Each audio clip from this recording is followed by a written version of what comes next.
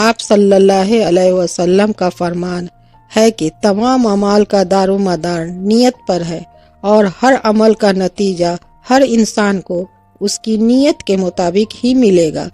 پس جس کی ہجرت ترک وطن دولت دنیا حاصل کرنے کے لیے ہو یا کسی عورت سے شادی کی غرض سے ہو، پس اس کی ہجرت انہی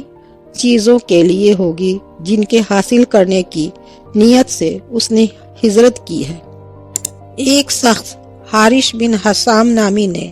حضرت صلی اللہ علیہ وسلم سے سوال کیا تھا کہ حضور آپ پر وحی کیسے نازل ہوتی ہے؟ آپ صلی اللہ علیہ وسلم نے فرمایا کہ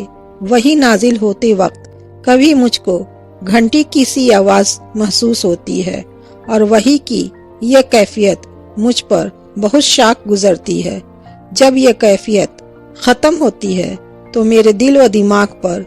اس فرشتے کے ذریعے نازل شدہ وحی محفوظ ہو جاتی ہے، اور کسی وقت ایسا ہوتا ہے کہ فرشتہ بشکل انسان میرے پاس آتا ہے اور مجھ سے کلام کرتا ہے، پس میں اس کا کہا ہوا یاد رکھ لیتا ہوں۔ حضرت عائشہ رضی اللہ عنہا کا بیان ہے کہ میں نے سخت کڑاکے کی سردی میں حضرت صلی اللہ علیہ وسلم کو